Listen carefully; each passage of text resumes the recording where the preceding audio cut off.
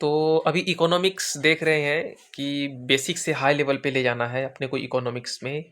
BPSC या फिर UPSC, ये सभी में आप लोगों को कोई अगर इकोनॉमिक्स रिलेटेड सवाल आती है तो प्रॉब्लम नहीं होनी चाहिए। मेरा यही प्रयास रहेगा कि एक अच्छा सा कंटेंट बना करके आपको दे सकूं, ठीक ना।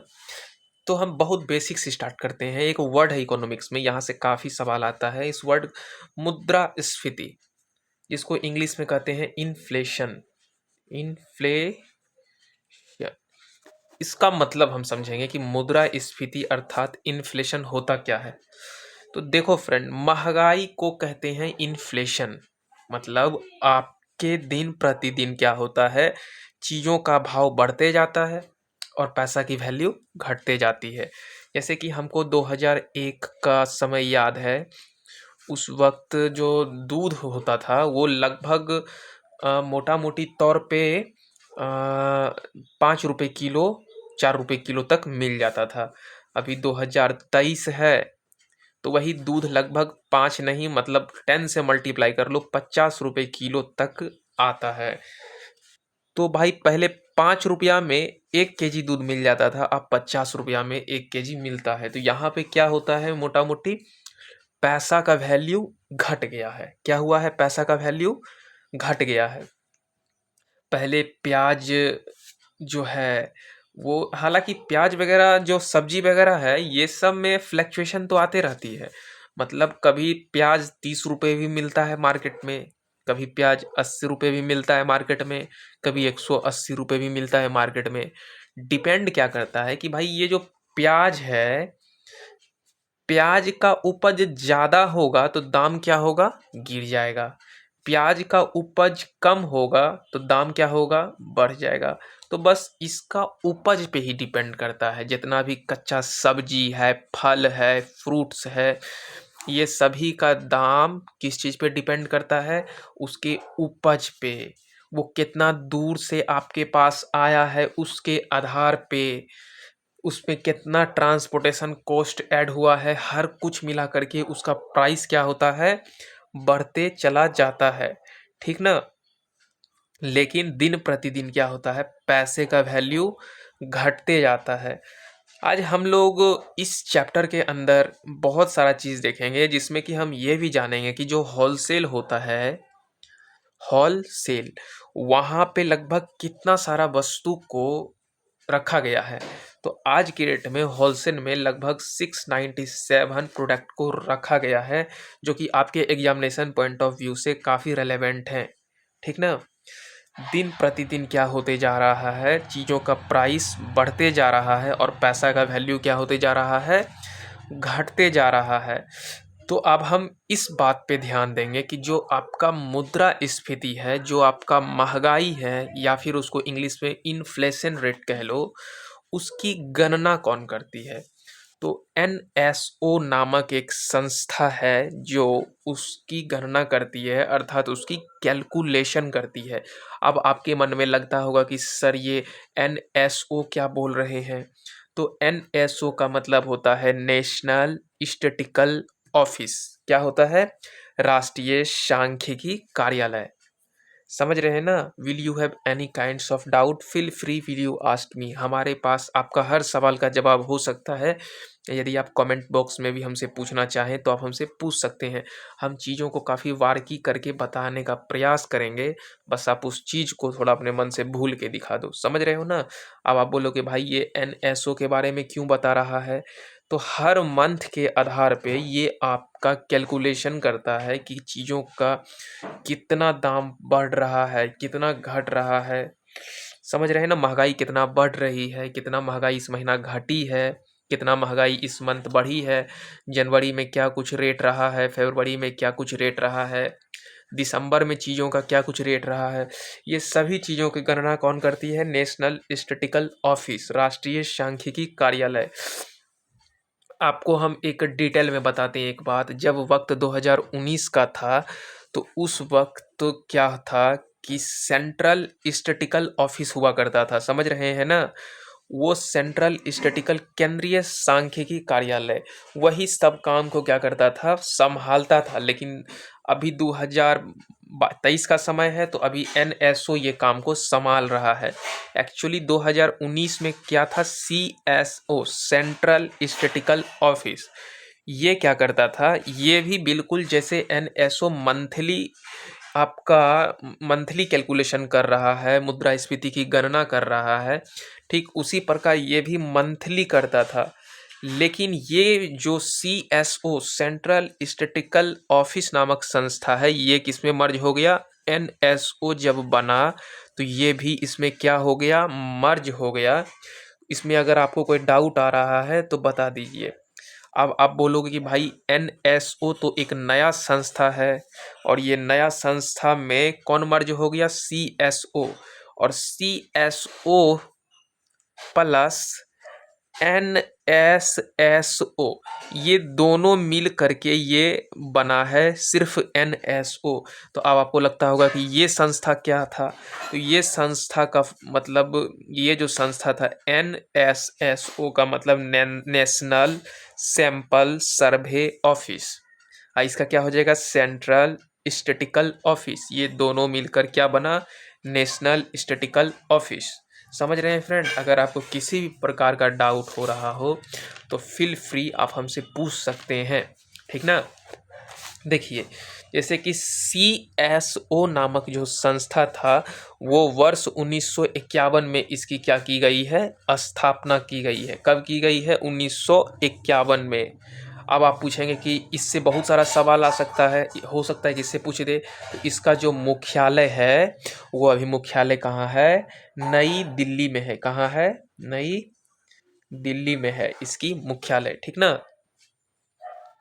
और भी इससे रिलेटेड सवाल आ सकता है कि CSO का मुख्यालय तो नई दिल्ली में है, लेकिन इसका क्षेत्रीय मुख्यालय कहाँ है, तो इसका क्षेत्रीय मुख्यालय कोलकाता है। कहाँ है, कोलकाता है, ठीक ना।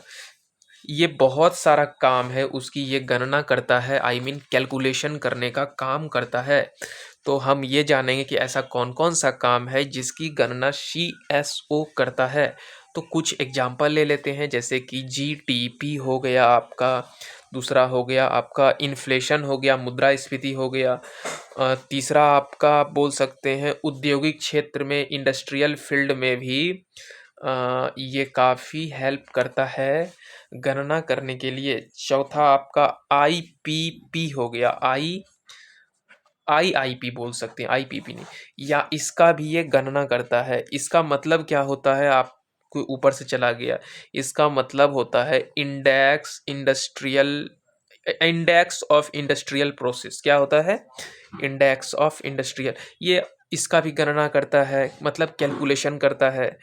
GDP है तो GDP बढ़ा, इस साल घटा, क्या हुआ नहीं हुआ, इन महंगाई रेट बढ़ा घटा, क्या हुआ नहीं हुआ, ये सभी चीज़ का ये क्या करता था, गणना करता था। इंडस्ट्री की स्थिति अभी कैसी है, क्या इसका कुछ मतलब इंडस्ट्री अभी आगे है या फिर पीछे है, अभी ये घाटा में चल रही है या फिर बहुत नाफा में है। तो इस तमाम तरह का बात का ये क्या करता था, गणना करता था, ठीक ना।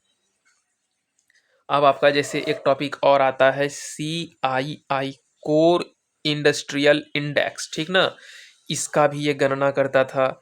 लेकिन ये सब गणना वर्ष 1951 से लेकर के 1951 से 2019 तक ये काम किसके हाथ में था, CSO के हाथ में था। लेकिन यही संस्था थी CSO, ठीक ना। अब क्या हो गया है, CSO और NSSO मिल करके एक नया संस्था बना है, NSO, ठीक ना। और ये संस्था ही अब टोटल काम को क्या कर रहा है, संभाल रहा है। कोई तरह का डाउट है तो आप हमसे पूछ सकते हैं। अब क्या है कि हम CSO के अबाउट देख लिए। भाई ये संस्था की जो स्थापना है ये वर्ष 1951 में हुआ था, और तब से चलकर ये वर्ष 2019 तक अपना सेवा को दे रहा है। कब तक दे रहा है अपना सेवा को, लेकिन 19 में ये संस्था को मर्ज करके कुछ नया संस्था को बनाया जाता है, उसका नाम NSO है। अब मर्ज किस में किया गया, तो NSSO संस्था में, ठीक ना। अब हम इसके बारे में जानते हैं कि ये जो हमारा NSSO संस्था है, ये बेसिकली होता क्या है, ठीक ना। चलिए देखते हैं ये संस्था बेसिकली होता क्या है। NSSO जो संस्था है, इसकी स्थापना वर्ष 1950 में की गई। कब की गई? 1950 में, ठीक ना। यहाँ से भी बीपीएससी में सवाल आ सकते हैं कि कब की गई। इसकी जो मुख्यालय है NSSO की, वो अभी कोलकाता है। कहाँ है? कोलकाता इसकी मुख्यालय। लेकिन अगर इससे पूछ सकता है कि इसका क्षेत्रीय मुख्यालय कहाँ है, तो इसका क्षेत्रीय मुख्यालय न्यू दिल्ली है। कहाँ है? न्यू दिल्ली, जस्ट उल्टा।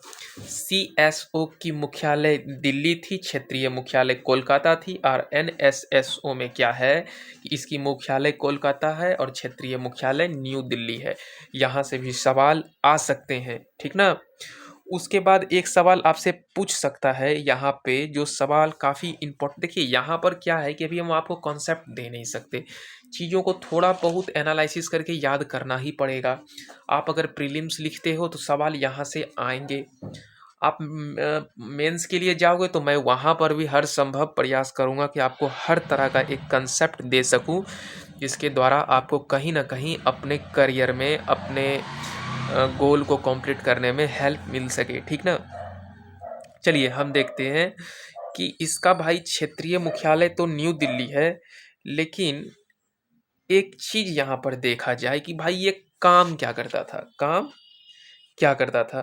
तो ये कहीं ना कहीं सर्वेक्षण करने का काम तो करता ही था।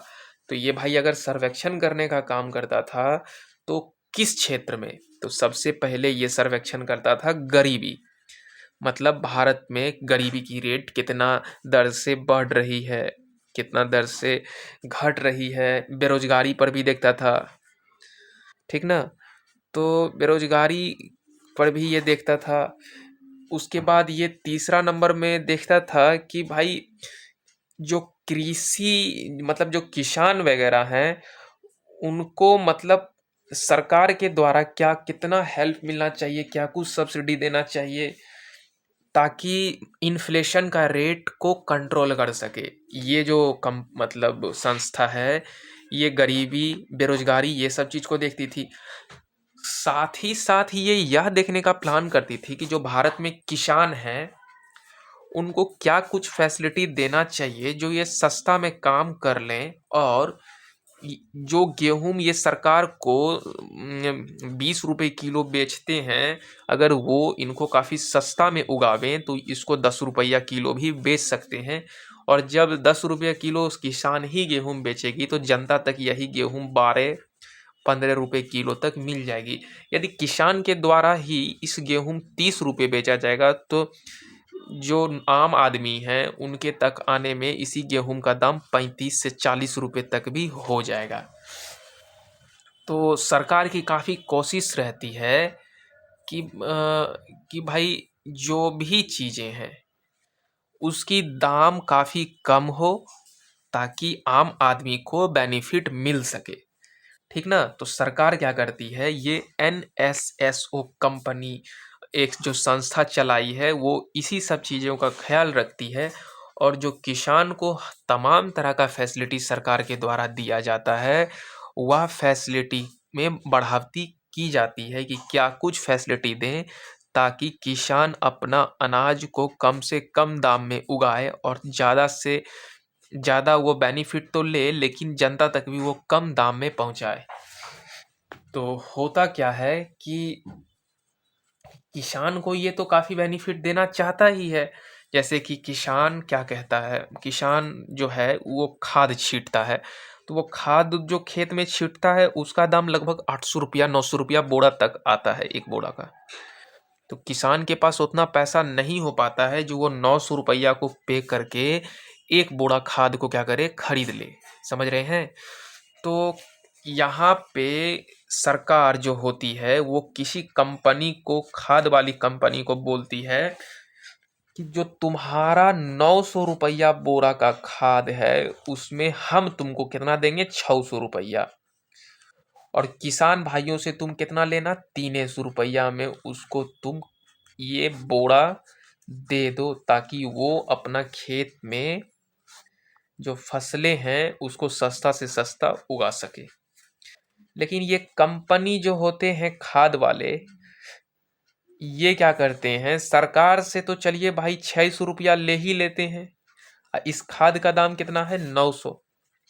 ये 300 रुपया ये भारतीय किसान से नहीं लेकर के ये क्या करते हैं कि यही माल को दूसरे कंट्री में एक्सपोर्ट कर देते हैं। जैसे छोटा छोटा कंट्री है, नेपाल है, भूटान है, बांग्लादेश है, इस तरह का जो देश है छोटा मोटा, वहाँ पर जा कर के यही बोरी को बेचते हैं और 1300 रुपया तक में भी ये कंपनी उसको बेच लेते हैं और सरकार से भी 600 रुपया ही कमा लेते हैं। तो लगभग वो कंपनी धोखाधड़ी से लगभग 1900-2000 रुपया तक कमा लेते हैं। आप समझिए कि किसान को मिल नहीं पाता है। तब हर हारा हुआ किसान यही चीज को वो 1000-1200 रुपया तक में खरीदता है, जो कि लोकल मार्केट में मिलता है। जहाँ तक सरकार हेल्प करने का प्रयास करता है, यहाँ का सरकारी अफसर हो गए, कंपनी का इंचार्ज हो गए, वो सब उन पैसे को लूटने में लगे होते हैं।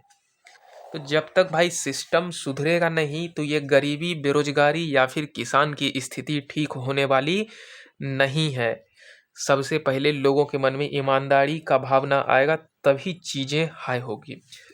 अब हम सबसे पहले ये जानेंगे कि भारत एक देश है, यहाँ पे महंगाई का क्या कारण है। महंगाई का कारण क्या है, what is the reason behind यहाँ पे बहुत ज़्यादा इन्फ्लेशन रेट हाई है। महंगाई क्या है, बहुत ज़्यादा है। तो सबसे पहला पॉइंट हम देखते हैं कि क्यों महंगाई हाई है। अब मान लीजिए किसी भी चीज का डिमांड बहुत ज़्यादा होगा, मांग बहुत ज़्यादा होगा, तो ऑटोमेटिक है कि ज़्यादा मांग होगा तो मूल्य बढ़ेगा ही। यदि उसका सप्लाई कम है तो, जैसे कि मान लिए हम लोग सब मिलके आलू मांग रहे हैं मार्केट से, और हम लोग सब पूरा मतलब जितना लोग है भारत में, सब लोग क्या मांग रहा है, आलू मांग रहा है। लेकिन हुआ क्या है कि आलू हुआ है कम, ये सब के तक नहीं पहुंच सकता है।